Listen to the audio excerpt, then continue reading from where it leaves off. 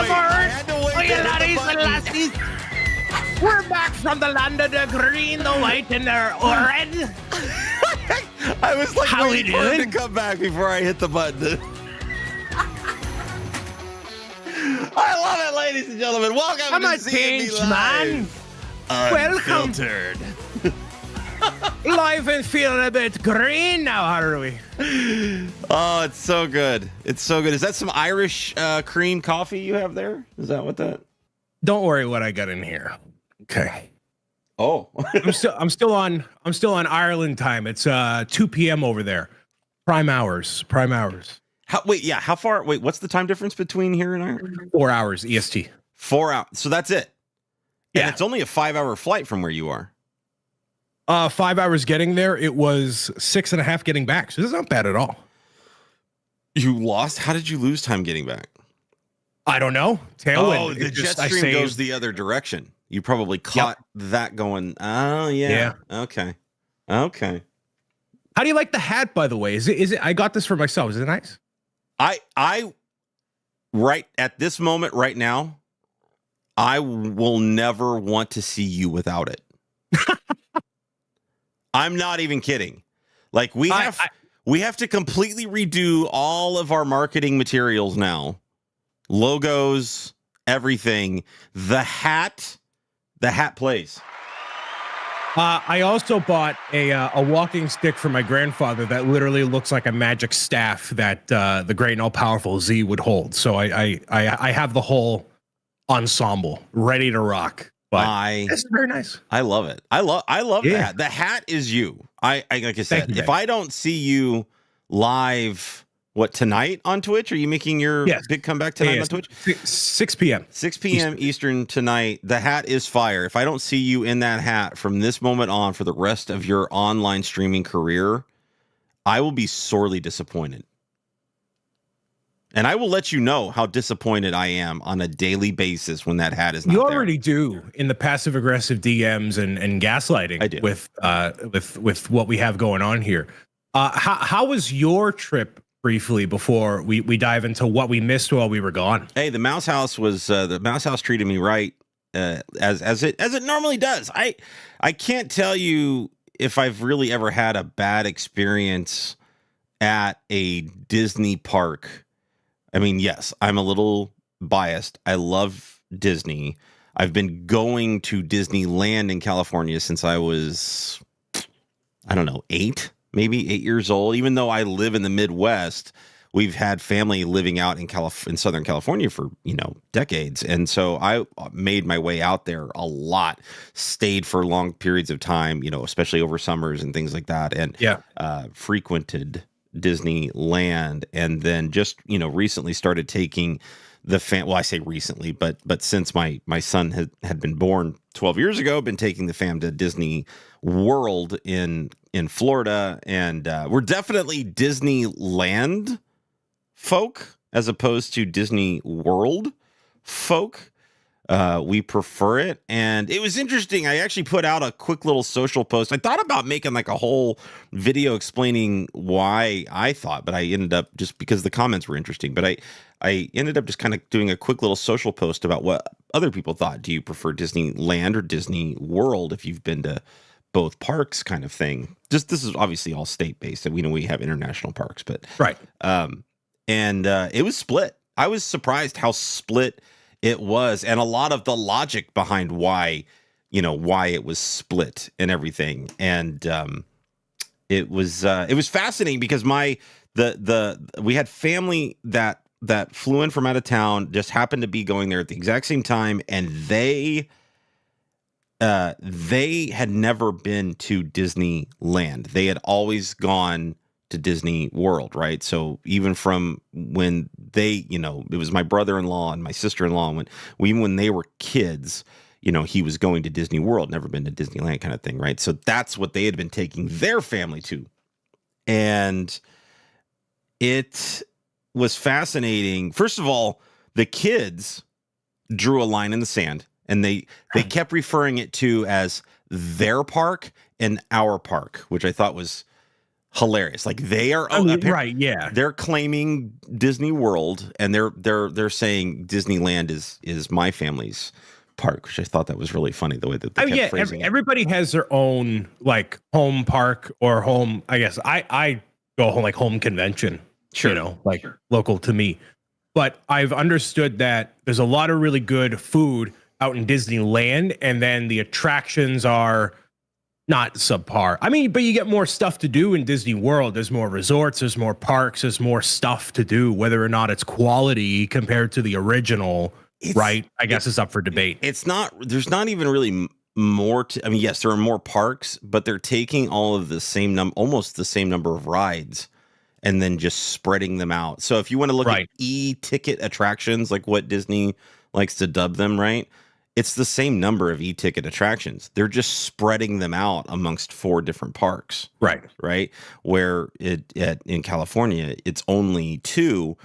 And even, the family even admitted the ability to just walk across a short little plaza to get to the 2 parks is fascinating to them compared to you got to ride a ferry boat or a tram or a monorail or drive to get to all of the different parks. So the ability to what they call park hop between the 2 throughout the course of the day is so much more convenient in California.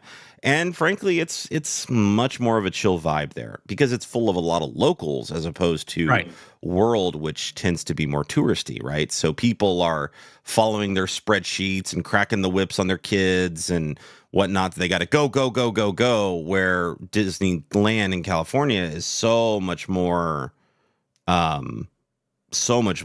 just chill and relax, and people are just kind of going at their own pace, and it's fascinating, but the differences between the 2. So I get why some people choose one over the other, and that's the beauty of it is you have options very much like Lego, which is what we tend to talk about on this channel more than anything. Is Lego continues to provide us a ton of options and a ton of variety for so many different types of people and what they want to what they want to collect and build, and the amount of money that they want to spend or are able to spend on that collection. It's great to see Lego continue the variety and diversity of sets that they have. But welcome in everybody to ZMB Live. Don't forget, we need you here to help support this channel here on both YouTube and over on the podcast channels like Spotify and Apple Podcasts. We need those subscriptions. We need those likes. We need those comments. So find us over on YouTube. Like and subscribe to the channel. Like the shows. Comment on the shows if you can. Even just dropping a smiley face comment on the shows really helps the algorithm out on the channel. And same thing goes for Spotify and Apple Podcasts. Go ahead and subscribe over there. And if you can, leave a comment. Leave a review. Would be amazing. If you want to do reviews over on any of these podcast platforms, that would also be very, very helpful.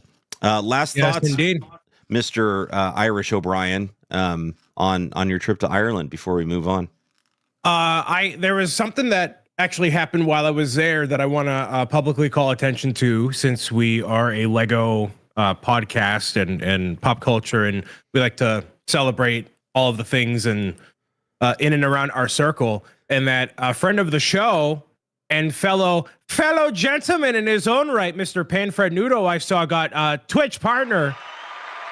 I was outside of a pub for whatever reason, and I saw that, and I'm like, yep, that's a like, that's a comment. Very proud of Fred and all that he's accomplished in the past few years of live streaming on Twitch and being a positive influence in the community at conventions and around the general sphere. So I wanted to call attention to that before we move forward. I know he's one of your best buds, and one of mine as well in this space. So yeah, congratulations, Fred. Couldn't be more happy for him. So yeah. Good. I it's one of those things. It twisted the knife even a little bit more about not being at that Lego convention that they were all at in Portland, when it Cascade? happened. Yeah. Brick Cascade, because I had to not go because of spring break and travel and things already. That was on the front end of all that, and boy, not being there when he got the news, boy, To give him a big smooch. yeah, that would have been amazing. Yeah, here's the best part. He told the story last night. He was actually out to dinner with a bunch of our Lego community friends, and the email had come in, but he hadn't checked his email. Had he checked his email at dinner, everybody would have been a part of the celebration. That would have been unbelievable. Instead, he checked it right before he went to Betty Bye that night, and the only one in the room was Mr. Amish _ Ace, lack of underscore. So he had to jump for joy and cuddle with Mr. Amish lime green Ace. And it's he's amazing. Nowhere near as green as me nowadays, Zachary. It just keeps slipping in. I love it. That's fantastic. But yeah, well said. And I mean, obviously, the big reason you were there in Ireland to begin with was Mr. Another great, amazing friend of the Lego community, Brick and Nick, getting married, getting hitched out there. My God, congratulations to both him and his lovely wife. The festivities looked fantastic. So congratulations. Yes. Oh man, it was a ton of fun, and they are a wonderful couple. Wedding took a long time. It went from like 1:30 in the afternoon to 1 at night. It was a long day. That's a long day. I took a 15-minute nap in between all of that at some point. So it was all whole thing. But anyways, we got a lot to talk about. We do, especially while we were gone. Nerd alert, massive nerd alert. Nerd alert. Nerd alert. Are you a big fat nerd getting your D&D on? So we talked to I don't play D&D. I've never played D&D. And I just didn't in high school I just didn't really run, or even elementary school I didn't really run with circles that played D&D, right? And so I was always fascinated about the idea, but didn't really have friends that dove into it. And as I've gotten older, the itch has been there to want to get into it and to check it out, and with release of games like Baldur's Gate 3, it's really kind of stoked the fire a little bit for me to want to give it a shot, and I can see myself eventually going down that path. This set, when they acknowledged that they were making it, when the lead up to the announcement and everything, I kept thinking, boy, if this set just rocks, I don't care if I'm into D&D or not. Like, if it's just an amazing Lego set, it is going to be hard to pass up, right? And then they throw out the fun little thing. Oh, by the way, you're going to have an exclusive gift with purchase with this set too. So if you get it opening weekend, like, you're going to have to get it first night, get it online, get it, be in line at your local store the next day when they open to get this gift with purchase, in my opinion. That's why I think this is headed. So then they throw that out there. You're like, oh, son of a gun. But this is all before they kind of released the set and really showed you the changes that they had made or what it was that they were doing to it or anything like that.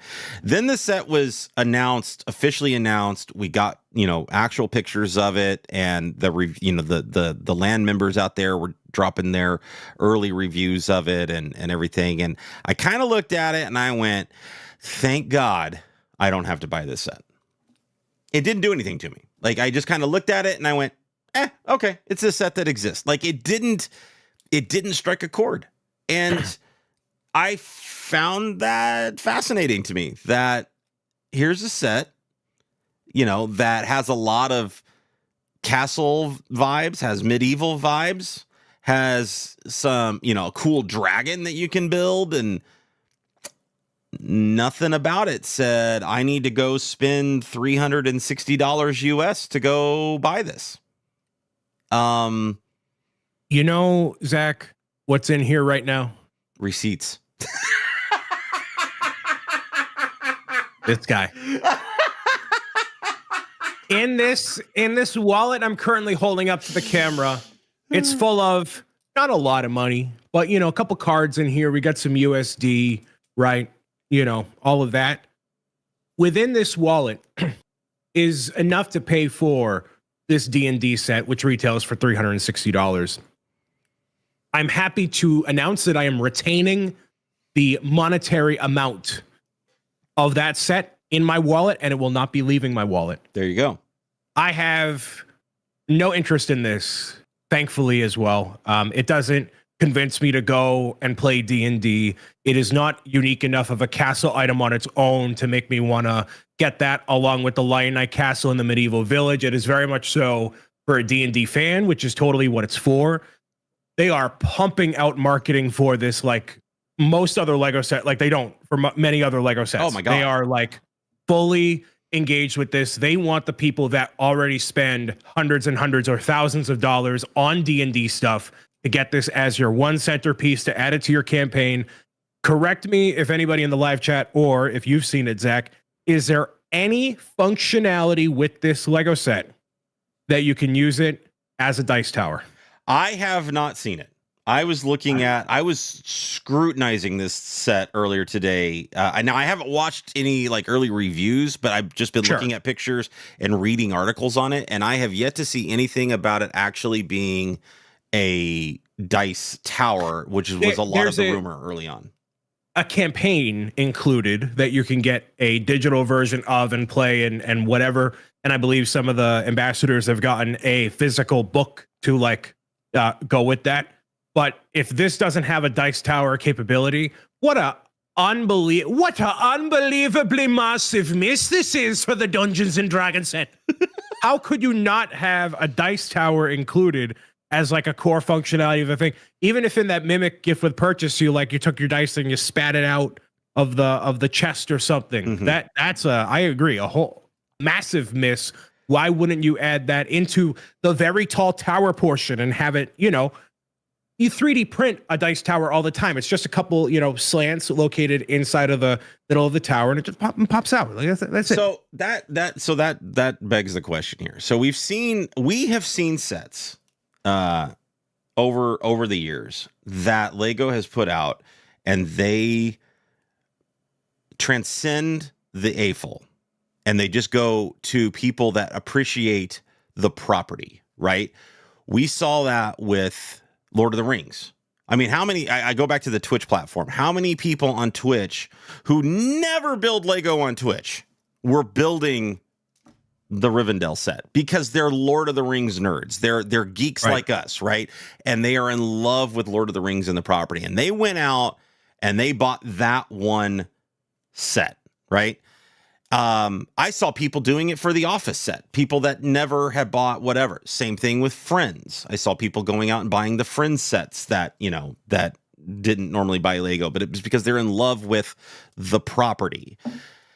Is this one of those sets where there are D&D, Dungeons and Dragons fans, super fans, or just mediocre, fans, whatever you want to call them, right? Like, they dabble in it, they play, but are they going out and buying this set if they don't collect Lego at all?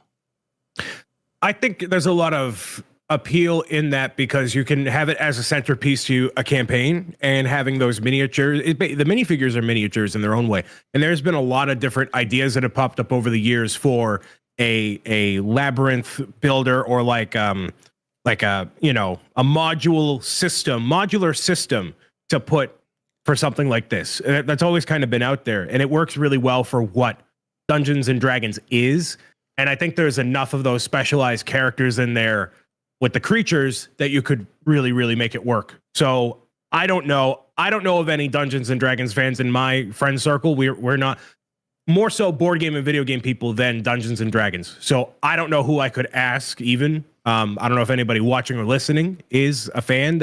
We're all Lego fans, so I guess we're kind of biased. That's the problem, is I don't have any friends that aren't Lego fans already, that aren't D&D fans, kind of thing, right? So that's where I'm curious. 360 is a high price, man. Like it is justified at 3,300 whatever pieces, but yeah, that's a high ticket item. It's a high ticket item, but a lot of these sets that are like, look at Rivendell, like these sets that, and I know Rivendell, to me, Rivendell's a freaking 11 top tier S tier set compared Would to you this, in my opinion. would you consider Rivendell to be the end all be all Lord of the Rings Lego set? Ooh. Because that to me is what justifies a price point of $360 plus. This feels like an end all be all Dungeons and Dragons set. So wouldn't you feel the same way about the two if they were the end all be all? Yeah, you're not wrong. This does feel like which is crazy. It feels like, considering what you get, it feels like it's the definitive Dungeons and Dragons centerpiece set, right? You could still come out with, and I mean, there's, in the rumor mill, right? It's like, oh, well, you got Dungeons and Dragons CMFs, possibly coming out. You could still see other smaller, sets that complement this, right? And I could see them doing the same thing for a Lord of the Rings, but that Rivendell is kind of like that centerpiece. I feel like there's enough going on in Lord of the Rings where you can still, you have a lot still left out there that they didn't include, main characters that they weren't able to include because they never made their way to Rivendell, kind of thing. Like they weren't a part of that particular storyline point, whatever. So I don't know. Rivendell is a beautiful set. It would, it could still end up being a centerpiece of a set like that. This definitely, to me, feels like what you called it, a centerpiece set. But look at the overall set here. So I'm going to play devil's advocate a little bit. Like I said, this doesn't speak to me, but the set itself, which I don't feel like the promotional photos are doing it justice, which is a problem Lego has on a regular basis. This set is just as big as the Lion Knight's castle. Crazy. Like you think Lion Knight's is a big 4,500 piece set, right? And size wise, like actual whatever. But if you just look at the pictures of this set, you'd never be able to tell. You don't tell that. You can't tell that. So this is going to be a large set when everything's said and done, right? And then you look at what you're getting on the figure side of it. So you get your main players, right? You get your cleric, your fighter, your rogue, your wizard, right? You get these guys. But you're also getting 3 skeletons to battle, right? You're getting 2 NPC characters plus a plethora of buildable creature figs. Like this is a really, really nice set from just a Lego standpoint, right? Like I agree. It's justified in the price. And I wonder if the promotional material for it is twofold here. One, they're trying to reach those Baldur's Gate players, right, that have all of a sudden discovered the idea or concept of Dungeons and Dragons, that got into Baldur's Gate 3. That game spread like wildfire, right? And there are people that hadn't played Dungeons and Dragons that kind of found that game, and it's that introduction to that world, right? To that idea of role playing. That marketing is now reaching them and saying, here you go. Now you can actually whatever. And they went one step further and they added the actual campaign book. And then on the flip side of it, I think the marketing is also trying to justify the cost of it, right, to get you so excited about the set that you forget about looking at what things actually going to cost until you go on day one to go get the thing, which is why they're adding the gift with purchase. They're pushing people that first weekend to get it. Yeah, they are. They're trying to get you with that freaking mimic. Like they're saying, get out there and get it. It's going to be gone. Forget the price. Go get it. It's very justified because it is it's a beautiful set. It's just not for either of us. And that's okay. Right. And, even if I got this for free by magical means of wherever, I could not even begin to appreciate what is in the set, like references and characters. And I watched the Dungeons and Dragons movie. That's about all I've done. Yeah. I know that a Demogorgon from Stranger Things is a D&D character, but not actually a Demogorgon. But that's all I know. I'll tell you right now, if I got this set for free, if Lego was kind enough to hand me this set for a review or whatever, and I think they should have done that, or they should be doing that anyway with the land members that aren't Dungeons and Dragons fans, because I think an outside perspective needs to be attached to this, where they're not close to the property. I think this set looks like a blast to build. That's what I think. And so I think you could build this with like 3 other people. You can build it with 3 other people. The books are separated. You can build it with 3 other people. You can do a whole like fun snapshot. Yeah. Instead of having your typical D&D campaign, one person does the dragon and whatever. Yeah. So let us know if you're going to be. Yeah. Thank God we don't have to spend the money, because I want to buy Batman anyway. But this don't take away from the beauty of this. I think this set is beautiful. I think it looks like a lot of fun. Yes, it does look a little tight on the interior, but that's Lego kind of. I mean, that's just kind of what we come to expect with this stuff, right? But I think there's enough variation in the builds and things that maybe it might even entice people to get into Dungeons and Dragons. And one of the ways that they're doing that is that inclusion of the campaign book. Now, you can spend 2,700 insider points to get a hard copy of the book, or physical copy of to get a physical copy of the book. I didn't see that. And or you can get it. You can do a digital download for free. Now, the small knowledge I have of Dungeons and Dragons, I mean, that's a lot of what people did anyway, or do anyway, is photocopy campaign papers, and they put them in their own binder and things like that. So unless you're just collecting it to be a collector, I would imagine most people are going to save their points and just do the free digital download. But no, I would totally get that book, dude. That's sick. If I was going to collect the set on opening weekend and I was getting the Mimic, I was getting everything else anyway, you bet your buttons I'm spending 2,700 points to get this thing if I have it. Kind of deal, right? Totally. 100%. Which actually brings me to my next question for you, Mr. Brooks O'Brien, and for the audience for that matter.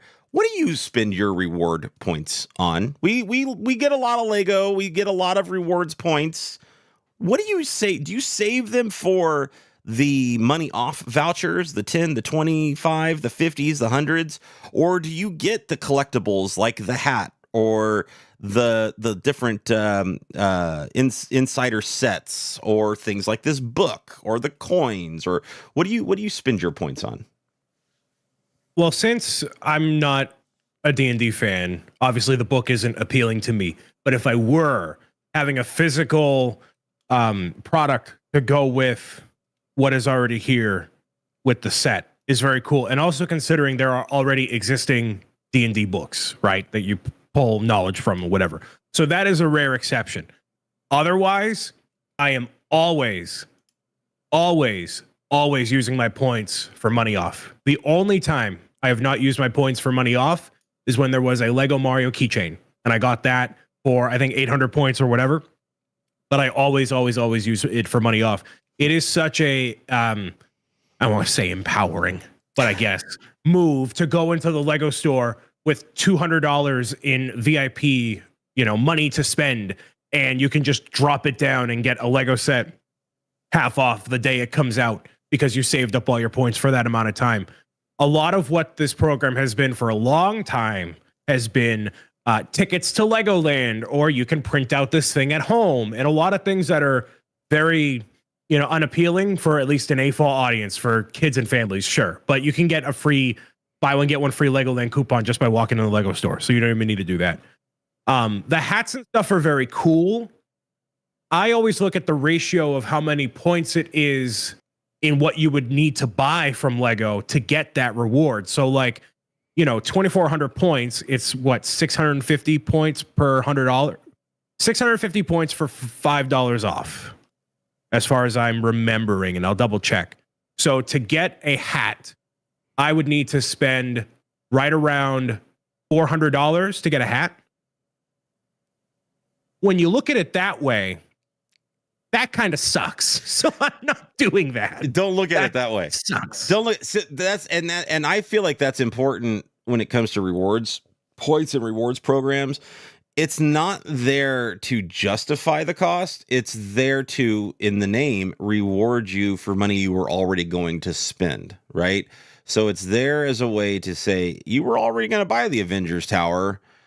Let us give you a little something, something back for spending that kind of money on that. It's nothing major. They don't have to do anything. We're going to buy the sets regardless, right?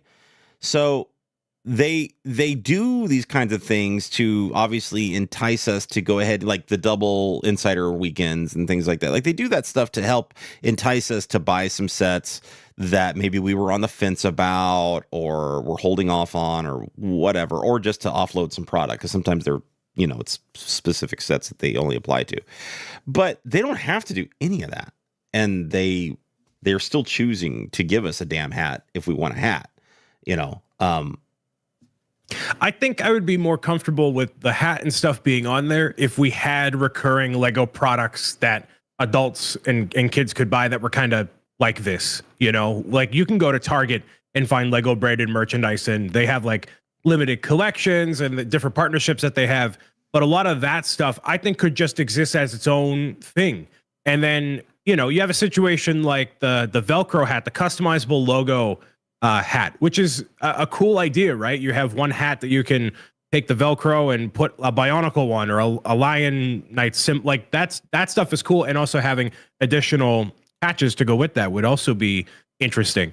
But I would just rather see, instead of it being a points thing I can get in the store, just make it as something existing as a store gift with purchase, like with the fantasy ride adventure or the space, like these ride vehicles that they have. Make it a gift with purchase regularly. And then something like the crossbody bag or the foldable backpack, that could just be something you sell in the Lego store. My gift with purchase, my rewards that I want out of this are more so like the Gray Castle, like more Lego. Like I want it to be a Lego related item, I guess. I think them doing, and we talked about this before, like the Micro Ninjago City is kind of a smart way for them to release something like this, because would it sell normally at, $40 or whatever it is? Probably not. But having it as something attached to VIP, yeah, that kind of works. That's kind of cool. Now, don't continue to think about, hey, it costs $400 in VIP for you to get that set, and there's going to be 4 of them total. So you're talking $1,600 to get all 4 of them. Stop doing the math for people. You're freaking them out. I'm just saying, man. But hey, man. But it goes back to the same conversation that we've had multiple times about gift with purchases and all kinds. You're gonna go out and buy the sets anyway. All Lego's doing is just giving you a little extra topping on your cake. You know what I mean? They're just giving you that little extra whipped cream for a piece of cake that you were already going to eat anyway. And it's no different with the rewards points. It's they don't have to do any of this. And there's still going to be what did we come up with last week? It was a $13.6 billion net revenue company. Like they don't have to do any of this stuff, but they're doing it. And I think they should be applauded for it. I'm kind of with you though. Maybe make this stuff available, like the apparel, make it available for purchase as well as points. Give people the option to say, if I want to buy the crossbody bag, I can, or if I want to use points, I can. Now that crossbody bag, I think the point threshold stays at that. Yeah, you got to spend the analogy, the $400, right, for the amount of points, or you can spend $20 on it, kind of thing. So now you have the option. I think that's a good idea. Yeah, and another way that they could go about doing it, I was just in Dublin and I went to the flagship store. I just went to Dublin. There you go. And I went to the flagship store, and not for nothing, it's all the same stuff. Like there's a minifigure creator like they have in Orlando and a couple other places, but it's all the same stuff. So why not in the flagship stores, New York, Dublin, wherever, right? You have some of these apparel items like the crossbody bag. Make it a little more enticing for people to go to those big stores, besides getting your passport stamped, which I don't personally care about. But something like that. Like I went in and I asked somebody, like, hey, if I see something, do you want anything? Like, yeah, sure. They have nothing cool or unique, you know. And even the postcards you can get, like the New York and the London, you can get those online and get them at every Lego store. So something, some way, somehow to make the flagship store experience better would be cool. The best way that I'm seeing on the website right now for reward center stuff is alternate building instructions is very cool. For example, like this C3PO building instruction thing. It looks like kind of like an Oscar sort of a thing. That is your outlet to get out different builds for existing Lego sets instead of putting them in the instruction booklet or on the back of the box. That's a good way to do it. So just as a sidebar there. I like that. And that's honestly, it's one of the ones I never really look at a lot of are the alternate building instructions that they have there. Cause I'm like most people, I would think, and I tend to look more at what they're offering from a brick building standpoint, like actual bricks that we can walk away with. And one of the things that you mentioned earlier that they're now doing is they are recreating in micro scale the Ninjago City Gardens line and those cityscapes, right? We already got the City Gardens, the micro City Gardens already was released for VIP points, and now they don't have an actual release date set to it yet. It is on the Lego website currently, which I find interesting. They always put a dollar value attached to it. They cross it out. So the dollar value attached to the new micro Ninjago docks is $15. So that's how much apparently cost it would be if you just wanted to buy it, if they offered that available. But instead, it's going to cost you whatever the amount of points that they're going to end up cost. What was the City Gardens? 23? I think it was 20. Yeah, something like that. 2,300 or something like that. Anyway, so that, like, you know, the value there is interesting. But anyway, I'm in love with these. These little me and micro builds anyway are you know, they're my second love. But this is an amazingly fun, unique way to spend your points, in my opinion, to get into that Ninjago world, which I personally think Ninjago in general is kind of from the AFOL community is kind of a forgotten brand. Like, I don't see a lot of AFOLs out there building a lot of Ninjago stuff, and their stuff is cool. Like, the Ninjago stuff is neat looking, and the minifigs are neat looking, and I have no reference. I don't watch the cartoon. Like, I have no reference for anything going on, but it's just cool looking. I like Ninjago. It came up during my dark ages is when it really started. 2013, and I had a little bit of a time, so I never got into it either. But it is by far Lego's most successful homegrown intellectual property. I think they really wanted to do something bigger and out of the box different with the movie when it came out back in 2018, 17, whatever it was. And that didn't really resonate because it was very different from the show, and it wasn't as captivating to like a general audience. So I don't see it necessarily breaking any new ground anytime soon. I haven't seen Lego do anything out of the box with it since the Ninjago movie, and by also having the different modulars that come out every other year or whatever rate it comes out at. So the dragons are very cool. The mechs are very cool. I was a fan of Exoforce when I was a kid, just because the anime mechs looked cool.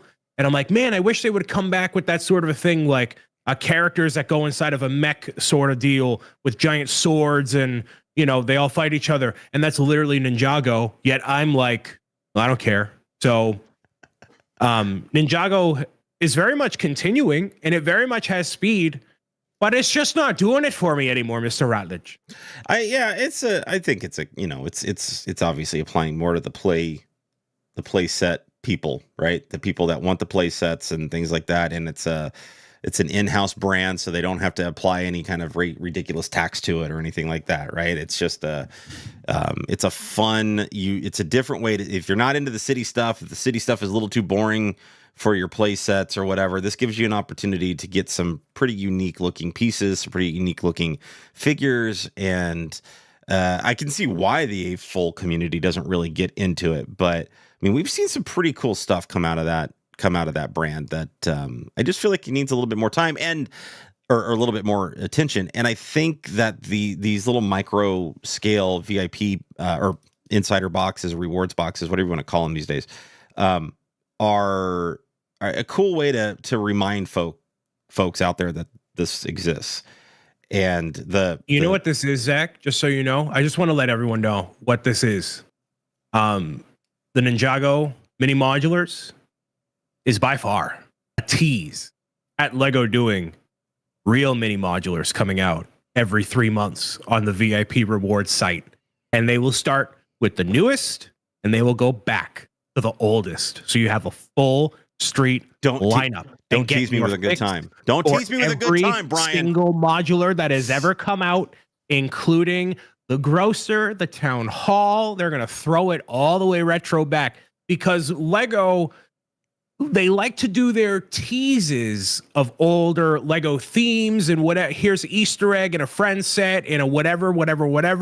But rarely do they acknowledge like, hey, here's a mini version of the set that came out 10 years ago.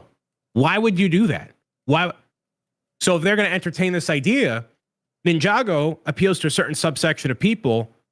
Oh, I meant to get the modular back in 2015 and I never got it. Well, now you can add it to your little skyline up over there. So I just want y'all to be acquiring the mental fortitude to see that happen. And then you can run it back to this moment and said, Mr. O'Brien, he was onto something, that lad, he was. I think we would even get like a micro Avengers Tower kind of thing, like micro Daily Bugle. Well, but I mean, like in the VIP, like what you're talking about. They could do that for everything, really, if they felt like it. They could. That takes a designer like 3 days probably to iron it out and just done. Yeah, I need it now. I'm Veruca from Wonka. I need it now. Don't care how. Have fun. I ain't bothering with any of it. Don't care how. I need it.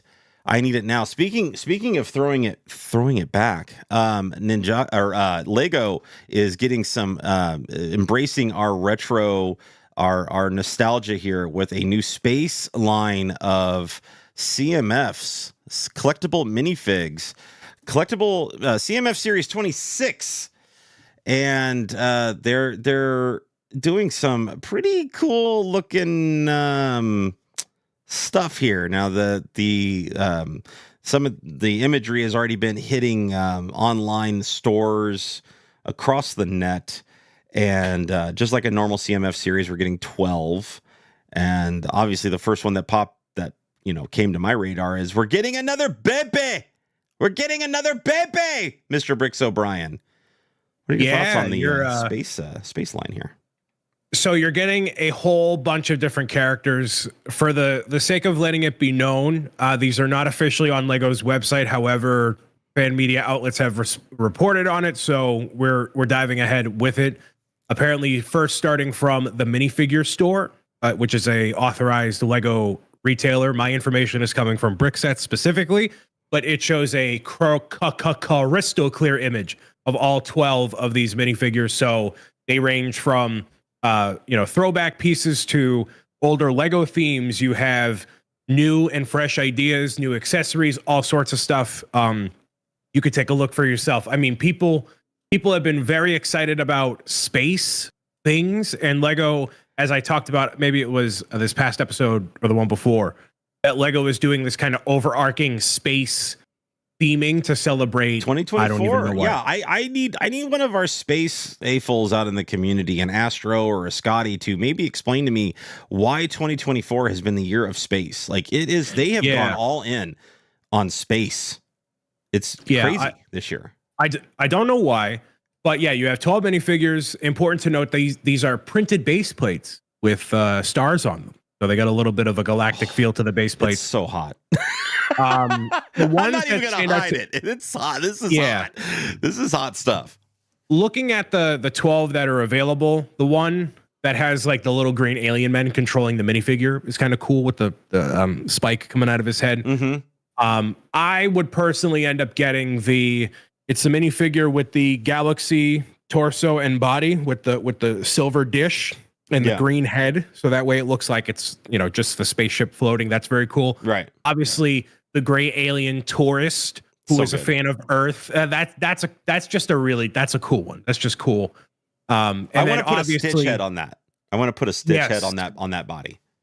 yes, and then with the 4 arms, and then obviously Well, if they do the icy space penguin with the I forget what that sub theme is called, but the ice something. Yeah. Yeah.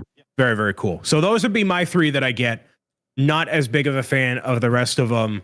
I like space. I don't love space. But if you're a classic Lego fan, these are like this is your calling. This is the beam of light descending from the spaceship as you're gravitating up to the lift, and you see the gray-headed alien entities sucking the life force out of you as you ascend. This is it. I can't get enough of this stuff, because it's not even like what they did with, was it series 23 where we had the classic space with the little baby? Was it 23? Something like that, yeah. I think it was 23. It's not even that. Like it's not even just a series of little, you know, classic space guys. It's or minifigs. It's they have that pizzazz that you know, collectible minifigs tend to have, right? They have a lot of unique design styles and traits and accessories and all kinds of fun stuff. But yet, like, we get those callbacks of Blacktron and Mtron torsos, and you know, you get those elements of accessories that we saw in so many sets growing up. And that's all I had. All I had was space. Like I had a couple space, the smaller space sets growing up, and then I had the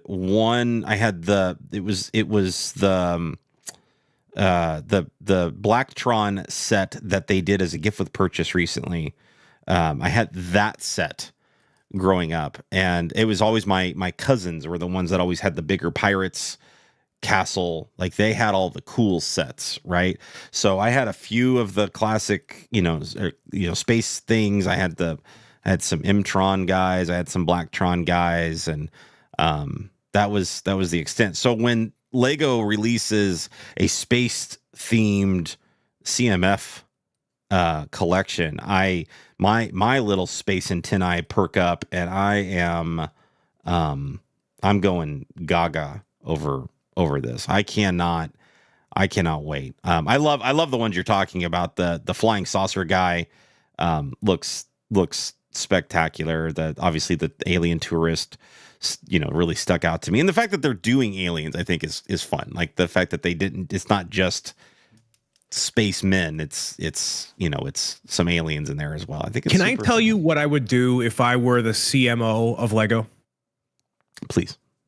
No, don't tell me, tell him. Let me tell you a little something about what you need to be doing over there in Denmark. If Lego had a couple brain cells ping-ponging back up here, Lego is celebrating their 100th anniversary in 2032. What I would use the opportunity that is presenting itself here, Mtron, Blacktron, all these different throwback themes, clearly revitalized for a modern day audience. You do the end all be all version of an Mtron Lego set, Blacktron, Aqua's, like all of the most iconic themes you could possibly do leading up to the 100th anniversary of Lego, and make them like the most unbelievably well thought out and amazing versions of these characters and worlds and environments that you've ever done. Because seeing that Mtron figure, I don't care about what happened before. I don't care. I don't care about Blacktron that came out years ago. But what's happening here with like this guy having a reptile leg and like he's like mid transformation. I want to see a full set of that. I want to see a $75 spaceship from Blacktron, and whatever base set you want to give me from Mtron, and something for all of these different classic retro themes. Modernize all of them like you did with the what was it called? The spaceship that came out. Not the Galactic Star Cruiser. That's The Explorer? Disney thing. Yeah. The Galaxy Explorer? Is that what you're talking about? Do stuff like that leading up to, I mean, they're kind of doing it with Castle, with the medieval village, at least this year. But I want to see more of those original Lego themes come back as their own end all be all Lego set leading up to 100 years of celebrating the company. I think it'd be great. I mean, like you said, we kind of got that with Lion Knights, right? Like Lion Knights was supposed to be that return to Castle. So I think that even started with the Barracuda Bay in 2021. Pirates, yeah, that was yeah. So my initial pitch when I was doing other shows, and especially during the lockdown, you have one set every year that is like the definitive Pirates, the definitive Space, the definitive Vikings. Like make a crazy thing for 250, 300, 350 coming out once a year every year until the 100th anniversary of the company. I would like to think some of what you're seeing here are seeds for what they're going to be doing in the next 5 years to pay homage to the history of the company. But that's just a wee theory I got, Mr. Rutledge. No, they're totally going to do that. But what they're going to do is they're going to put it behind the. You have to go to the. You have to go to the factory and buy them there. You can't get them normally like they did with the pirate buildable fig, which in a year of that, they're obviously in 2024 celebrating space. Why we have not yet seen or heard any rumblings of a buildable spaceman fig yet is beyond me, because it's time. And you showed that you could do a buildable fig, for the masses. You showed that you can be buttheads and put the buildable pirate fig behind some kind of ridiculous, whatever thing, and you can only get it one place. And I hate you for doing that. But they need to help celebrate what you're talking. I think it's a great idea, but I think to help celebrate that every single year, they need to be picking a theme and releasing it to the masses. They need to stop. How cool, Zach, would it be if you had the year of it? This would have already happened for 2024. January 1st, 2024 would have been the Spaceman. Right. This is a year of space. Right. And we have the figure as the introduction. What a IKEA display would look like if you had the space person in the middle, maybe a couple different colors. You could swap. All of the parts should be fairly easily acquired, so you can swap out the color palette, whatever, right? You make the logo a sticker so you can apply whatever version you want, whatever. And then you have all of the year of space surrounding, right, in your square shelves like I have back here. How unbelievably cool would have that been? Here's the good news is that you're talking about basically what lines would there be? There would be space, pirates, castle, Vikings. Vikings is a separate line. Okay. What would be Western? Cowboys. Okay. So let's say town. So 6. At least 6. Yeah. At least 6. Okay. So let's say just back it up 6 years. If 2032 is the 100 year, we still have time. Like they still have time to right this ship, right? That's all I'm saying. Lego, listen to. Take my giant hands, Lego. Take my giant hands. Take our giant hands. Take our giant hands. Listen to us. You've got a couple years to right the ship. Okay. We're helping you in your $13.6 billion company do the right thing here. And you need to be doing this and doing it right and releasing things when it's appropriate, not when it's not appropriate. And while you're at it, why don't you give me freaking castle, why don't you? We're giving you your castle. It's called a haunted castle, and we have visual evidence you're going.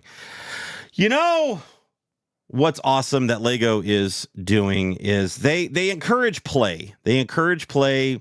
And once again, this year they're putting a big emphasis on a day of play for June 11th. They're starting early. They got, the UN has officially acknowledged the day of play for June 11th. And they're making a big push on their website about this, and it caught me.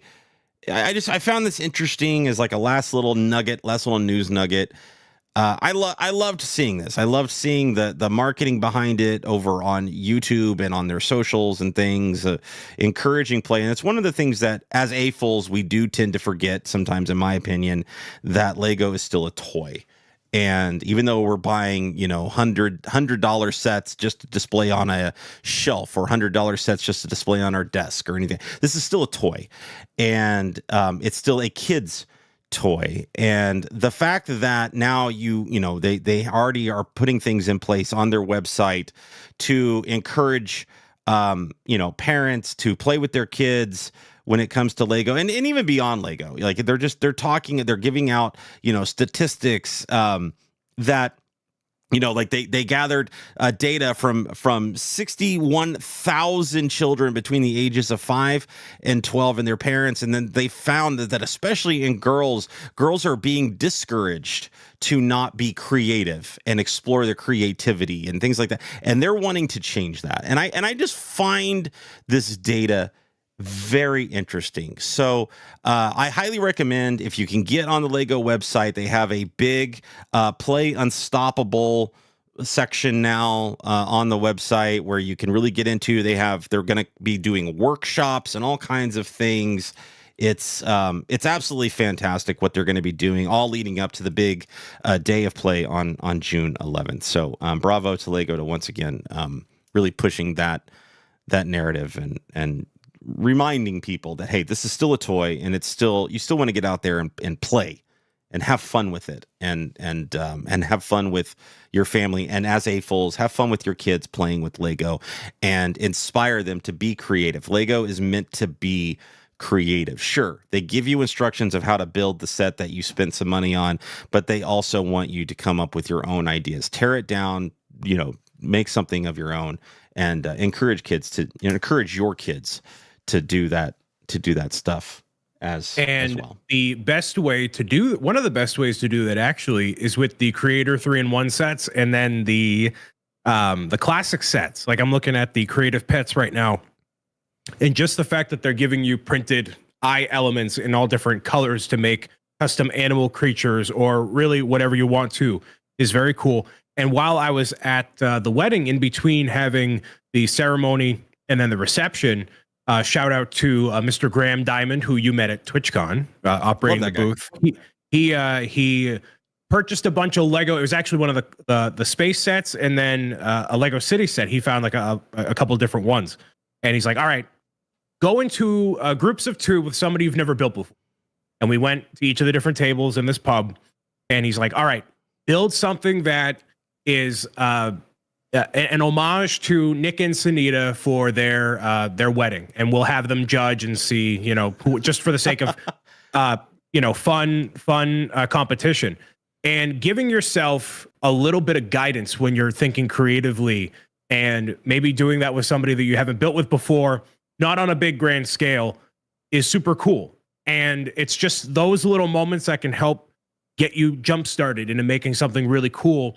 And like I find myself doing all the time, I am very surprised with how I can think on my feet pretty quickly and I made like a corgi car that has both of them driving it with a heart in the back for like a tail. So like encourage yourself and the people around you to do that, even if they are not Lego fans. If they're like, Legos are stupid, when you put a couple bricks in front of people, you'd be very surprised what happens. And regardless of age or experience level, get that play out there. I love it. Well said, Mr. Bricks O'Brien. Look at that. He brought all that Irish knowledge back across the pond with him, including a fantastic hat that I don't want to see on that beautiful head of his. Welcome back, Mr. Bricks O'Brien. Welcome back, everybody. Thank you so much for joining us today. Jared. don't forget to, here on YouTube, do the YouTubey things. Like, subscribe, do all that stuff. Comment if you can. You can check us out on the podcast, on the actual podcast version of this show, Apple Podcasts, Spotify Podcasts. Leave those reviews, subscribe over there, and you can always come back and find us Wednesdays on YouTube, every Wednesday, 10 a.m. Eastern Time. Mr. Bricks O'Brien going to be over on Twitch. Excuse me. It's a Mr. Bricks O'Brien reporting in for Z&B Live Unfiltered. You gotta say with the accent. O'Brien. I'm Bricks O'Brien. I can't do it. Ladies and gentlemen, boys and girls, thank you so much for being here today. We'll see you next Wednesday, 10 a.m. Eastern Time. Bye.